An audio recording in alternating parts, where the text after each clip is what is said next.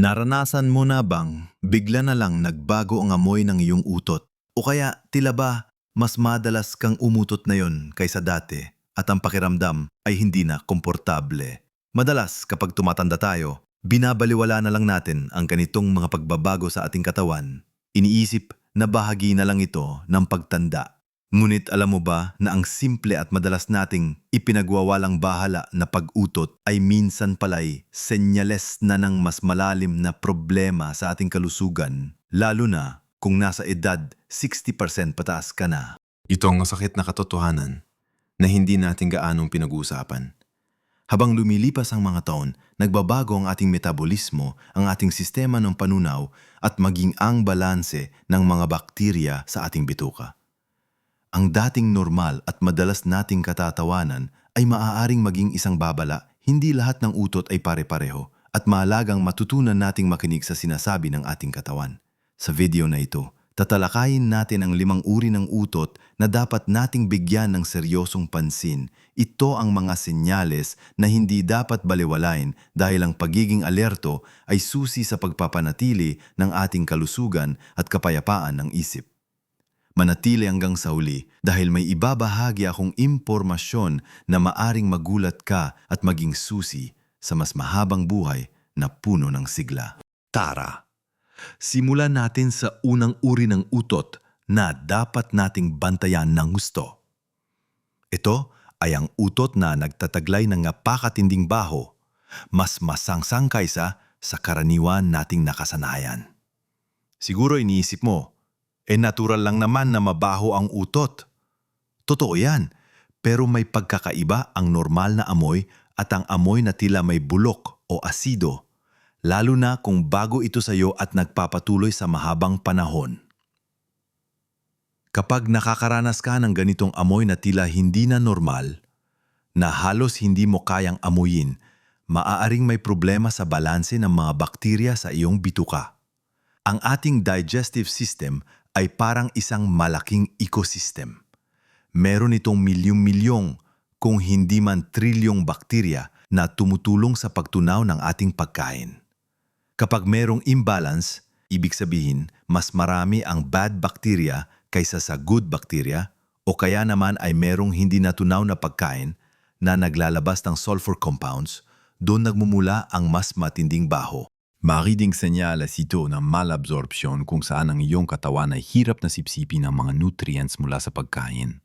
Halimbawa, kung hindi mo kayang tunawin ng maayos ang ilang uri ng carbohydrates o fats, mananatili ang mga ito sa iyong bituka at magiging pagkain ng mga bakterya na naglalabas na masangsang na gas. Minsan din, ito ay babala ng bacterial overgrowth sa small intestine o SIBO. Sa ganitong kondisyon, ang bakterya na normal na matatagpuan sa large intestine ay dumarami sa small intestine na nagiging sanhi ng sobrang produksyon ng gas kasama ang nakakagulat na baho. Ano ngayon ang magagawa natin? Unang-una, pagtuunan ng pansin ang kalusugan ng iyong bituka. Ang ibig kong sabihin ay ang pagdaragdag ng mga pagkain na mayaman sa probiotiko sa iyong diet. Hindi ito kailangang maging mahal. Sa Pilipinas, marami tayong mapagpipilian. Pwedeng-pwede ang mga cultured milk drinks na mabibili sa mga grocery tulad ng Yakult. Pwede rin ang fermented foods tulad ng sauerkraut o kimchi. Bagamat hindi ito gaanong popular sa ating lutuin, pwede nating hanapin. Kung naghahanap ka ng mas Pinoy na alternatibo, pwede mong subukan ang tapuy, isang uri ng fermented rice na ginagawa ng ating mga kababayan sa Hilagang Luzon. Ang pagdagdag ng prebiotiko na siyang pagkain ng mga good bacteria ay mahalaga rin. Ito ay matatagpuan sa mga pagkain na mataas sa fiber tulad ng mga gulay, prutas at oats. Subukang iwasan ang mga processed foods at ang mga pagkain na mataas sa artipisyal na sweeteners dahil ang mga ito ay maaring magdulot ng imbalance sa ating bituka. Kung patuloy ang matinding baho ng iyong utot, lalo na kung may kasama pang pagbaba ng timbang, pagtatae o pananakit ng tiyan, huwag mag-atubiling kumonsulta sa doktor.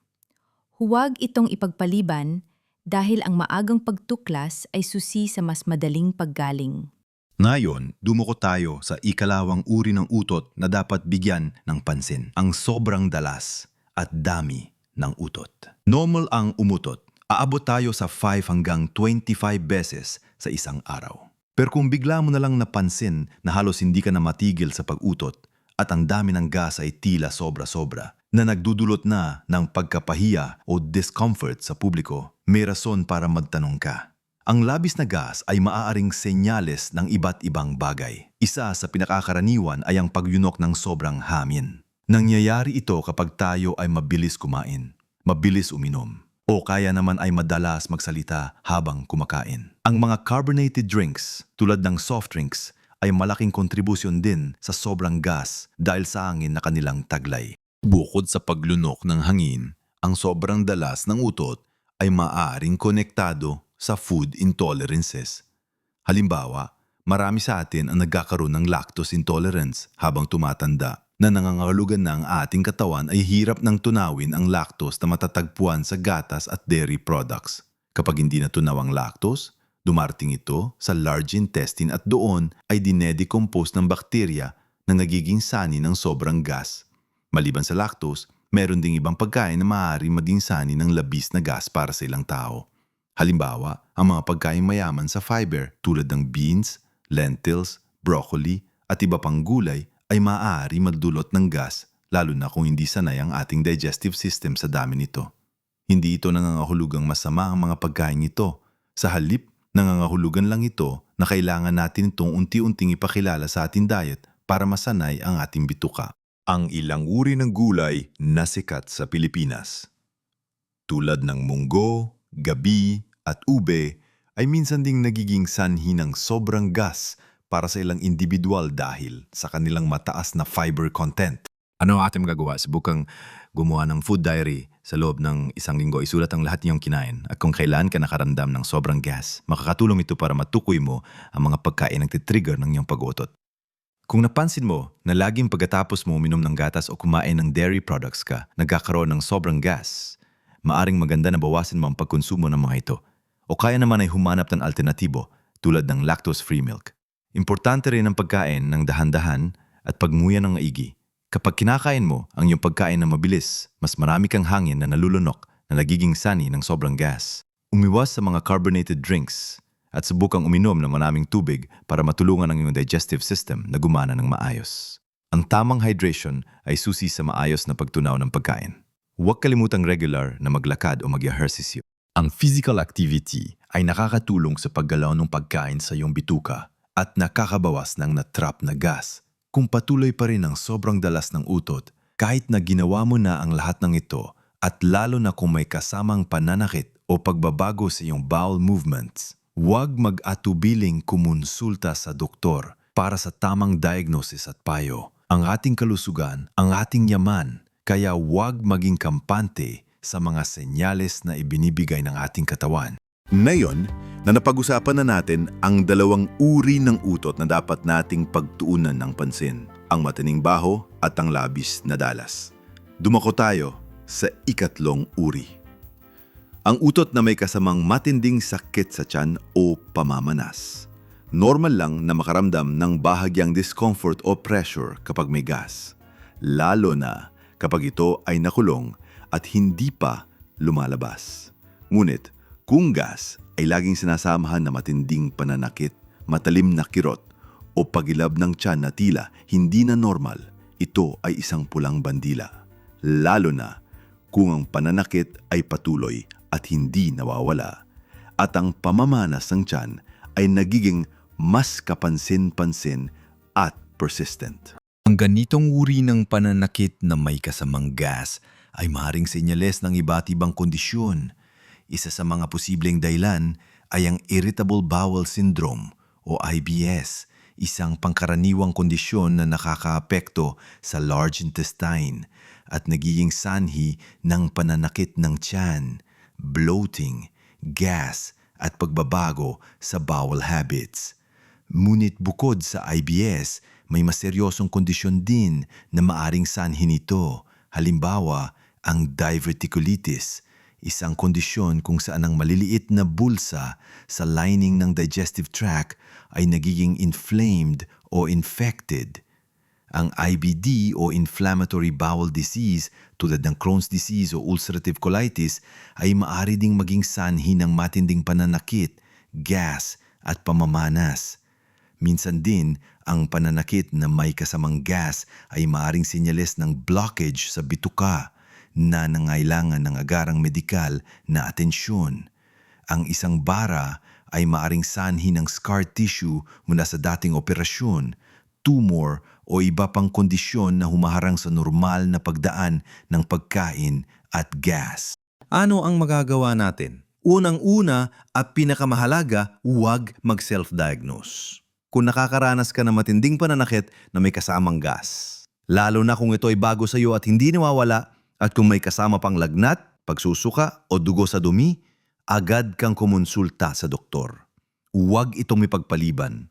Mahalagang makakuha ng tamang diagnosis mula sa isang profesional. Bukod sa medikal na atensyon, meron ding mga lifestyle adjustments na maaaring makatulong sa pagpapagaan ng pananakit at pamamanas. Ang pamamahala ng stress ay mahalaga dahil ang stress ay malaki ang epekto sa ating digestive system. Subukang mag-practice ng relaxation techniques tulad ng malalim na paghinga o meditation. Ang regular na light exercise tulad ng paglalakad ay nakakatulong din sa pagpapanatili ng maayos na digestive movement. Ang pag-inom ng maraming tubig ay nakakatulong din upang maiwasan ang constipation na maaring magpalala ng gas at pananakit. Tandaan ang ating katawan ay nagbibigay ng mga sinyales. Ang ating tungkulin ay makinig at umaksyon. Ngayon, pag-usapan naman natin ang ika-4 na uri ng utot na dapat bantayan, ang utot na may kasamang pagbabago sa iyong bowel habits. Ito ay tumutukoy sa pagbabago sa iyong pagdumi tulad ng biglaang pagpalit-palit sa constipation at diarrhea o kaya naman ay matagalang pagbabago sa consistency ng iyong dumi na tila hindi na normal. Halimbawa, kung dati ay regular ka kung dumumi pero ngayon ay nagiging irregular o kung ang iyong dumi ay biglang naging napakatigas o napakalambot kasabay na madalas na paglabas ng gas. Halimbawa, Ang kombinasyon ng gas at pagbabago sa bowel habits ay isang seryosong babala. Maaring sinyalis ito ng mga kondisyon tulad ng irritable bowel syndrome na ating nabanggit na. Ngunit maaari ding indikasyon ito ng mas malalang sakit tulad ng colorectal cancer. Ito ay lalong totoo kung mayroon kang kasaysayan ng colon cancer sa iyong pamilya o kung ang pagbabago ay biglaan at persistent lalo na kung may kasama itong pagbaba ng timbang na hindi maipaliwanag, pagkapagod o dugo sa dumi. Ang pagbabago sa hugis o lapad ng dumi ay isa ring senyales na hindi dapat balewalain. Ang pagkakaroon ng small pencil-thin stools ay minsan ding maaring magpahiwatig ng harang sa colon. ano ang ating magagawa? Unang-una, maging mapagmasid sa iyong bowel movements. Mas darang-dalas, consistency at kulay ng iyong dumi. Kung may napansin kang anumang kakaibang pagbabago na tumatagal ng higit sa ilang araw o linggo, mahalagang kumonsulta ka agad sa doktor. Hindi ito isang bagay na dapat mong ipagwalang bahala. Pagdating sa pagkain, unti-unting dagdagan ang fiber sa iyong diet. Ang fiber ay nakakatulong sa pagpapanatili ng regular na bowel movements at nakakabawas ng gas. Maaari kang magdagdag ng prutas, gulay at whole grains tulad ng oats at brown rice. Siguraduhin ding umiinom ka ng sapat na tubig dahil ang dehydration ay maaaring magpalala ng constipation. Ang regular na physical activity tulad ng paglalakad o paglangoy ay mahalaga din para sa malusog na digestive system. Ang paggalaw ng iyong katawan ay nakakatulong sa paggalaw ng iyong bituka. Tandaan, sa edad ng 60 pataas, mas mahalaga ang regular na check-up at ang pagiging alerto sa mga senyales ng ating katawan. Ang pagbabago sa bowel habits, lalo na kung may kasamang gas, ay isang seryosong bagay na nangailangan ng agarang atensyon ng medikal na profesional. Huwag kang matakot na magtanong dahil ang iyong kalusugan ay ang iyong pinakamahalagang kayamanan. Panghuli, ngunit napakahalaga, ang ikalimang uri ng utot na dapat nating ikabahala ay ang utot na may kasamang hindi maipaliwanag na pagbaba ng timbang o labis na pagkapagod. Habang natural na nagbabago ang ating timbang at enerhiya habang tayo ay tumatanda, ang biglaan at hindi inaasahang pagbaba ng timbang, lalo na kung hindi ka naman nagpapayat o nag-exercise, kasama ng matinding pagkapagod na hindi nawawala kahit magpahinga ka, ay malaking pulang bandila. Kapag ang mga sintomas na ito ay sinasamahan ng madalas na paglabas ng gas, maaari itong magpahiwatig ng mas malalim at seryosong problema sa kalusugan. Ang pagbaba ng timbang at pagkapagod na may kasamang gas ay maaaring senyales ng malabsorption, kung saan ang iyong katawan ay hirap na sumipsip ng mga nutrients mula sa pagkain kahit na kumakain ka naman ng sapat. Maaari itong sanhi ng kondisyon tulad ng celiac disease, kung saan ang gluten ay nagdudulot ng pinsala sa small intestine o kaya naman ay pancreatic insufficiency, kung saan ang pancreas ay hindi nakakagawa ng sapat na digestive enzymes para tunawin ang pagkain. Maaari din itong senyales ng mga seryosong sakit tulad ng inflammatory bowel disease na nabanggit na natin o mas malala, maaaring ito ay indikasyon ng malignancy o cancer sa digestive tract. Ang mga selula ng cancer ay maaaring magdulot ng pagbaba ng timbang dahil sa pagtaas ng kanilang metabolic demand at sa posibleng epekto nito sa gana sa pagkain. Ang pagkapagod naman ay maaaring sanhi ng anemia na dulot ng pagdurugo sa loob ng bituka o kaya naman ay resulta ng patuloy na pamamaga. Ilam na malawak na sintomas na nagpapakita ng problema sa iyong digestive system o sa iyong buong katawan. Ano ang magagawa natin? Sa ganitong sitwasyon, ang pinakamahalaga ay ang agarang konsultasyon sa doktor. Walang oras para ipapaliban. Hindi ito ang oras para subukang solusyonan ang problema sa pamamagitan lamang ng pagbabago ng dieta o pag-inom ng mga over-the-counter na gamot. Ang kombinasyon ng gas, hindi maipaliwanag na pagbaba ng timbang at labis na pagkapagod ay hindi normal na senyales ng pagtanda. Kailangan ng komprehensibong pagsusuri upang malaman ang pinagmulan ng mga sintomas na ito. Handa kang sagutin ang mga tanong ng doktor tungkol sa iyong kasaysayan ng kalusugan, mga nakaraang sakit at mga pagbabago sa iyong pamumuhay. Mahalaga rin ang pagiging tapat tungkol sa lahat na iyong nararamdaman, gaano man ito kaliit o nakakahiya. Ang bawat detalye ay makakatulong sa doktor na makahanap ng tamang diagnosis. Tandaan, ang maagang pagtuklas ng anumang seryosong sakit ay nagpapataas ng posibilidad ng matagumpay na paggaling. Huwag mong ipagkait sa sarili mo ang pagkakataong ito.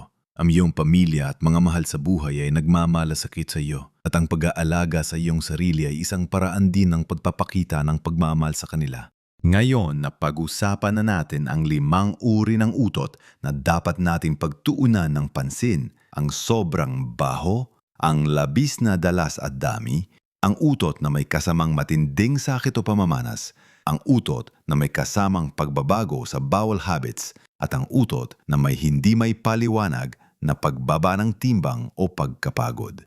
Hindi lahat ng utot ay sanhi ng pag-aalala at natural lang sa ating katawan ang maglabas ng gas. Ngunit tulad ng ating tinalakay, kapag may napansin tayong kakaiba o kapag ang mga gas na ito ay sinasamahan ng iba pang nakakabahalang sintomas, kailangan nating makinig sa sinasabi ng ating katawan. Ito ang sinasabi ng ating katawan na may kailangan itong tulong. Ang bawat isa sa atin, lalo na sa edad na 60 pataas, ay may pananagutan sa ating sariling kalusugan. Huwag mong baliwalain ang mga simpleng senyales na ito. Ang pagiging mapagmasid sa mga pagbabago sa iyong katawan ay isang uri ng pagmamahal sa sarili. Tandaan, ang maagang pagtuklas ng anumang problema ay ang iyong pinakamalaking sandata laban sa mga seryosong karamdaman. Huwag mag-atubiling kumonsulta sa doktor. Minsan, ang pagbisita sa doktor ay nabibigay ng kapayapaan ng isip kahit na ang resulta ay walang dapat ikabahala. At kung mayroon mang problema, mas maaga itong malaman, mas maaga itong malulunasan. Mga mahal kong kaibigan, huwag nating hayaan na ang edad ay maging hadlang sa ating pagmamahal sa ating kalusugan. Sa katunayan, habang tayo ay tumatanda, mas lalo nating dapat bigyang pansin ang bawat aspekto ng ating katawan. Ang paggawa ng maliliit na pagbabago sa ating pamumuhay tulad ng pagpili ng mas masustansiyang pagkain, pagiging aktibo at pang-iwas sa stress ay maaring magdulot ng malaking kaibahan sa ating kalusugan at kaligayahan. Ang iyong katawan ay iyong templo. Alagaan mo ito. Ang pagkain ng sapat na gulay at prutas, pag-inom ng sapat na tubig, at ang pagtulog ng tama ay mga pundasyon ng isang malusog na buhay. At tandaan, hindi ka nag-iisa sa iyong paglalakbay tungo sa isang mas malusog na buhay. Nakaranas na ba kayo ng ganitong mga senyales? O mayon ba kayong mga payo o karanasan na gusto ninyong ibahagi sa ating komunidad? Gusto kong marinig ang inyong mga kwento at kaalaman. Ibahagi ninyo sa comment section sa ibaba. Ang inyong mga komento ay hindi lamang makakatulong sa akin, kundi maging sa ibang manonood na maaring nakakaranas ng parehong problema. Kung nakatulong ang video na ito sa inyo at may natutunan kayo, pakisuyo na bigyan kami ng like. Malaking tulong po ito sa aming channel upang mas marami pa kaming maabot at matulungan. At huwag kalimutang mag-subscribe sa channel na ito para sa mas marami pang makabuluhang payo tungkol sa inyong kalusugan, lalo na para sa mga nasa edad 60 pataas. Patuloy po kaming magbibigay ng impormasyon na makakatulong sa inyong pamumuhay ng masigla at masaya. Ang buhay ay regalo. Bawat araw ay isang pagkakataon upang mamuhay ng buong buo. Huwag magpatalo sa edad.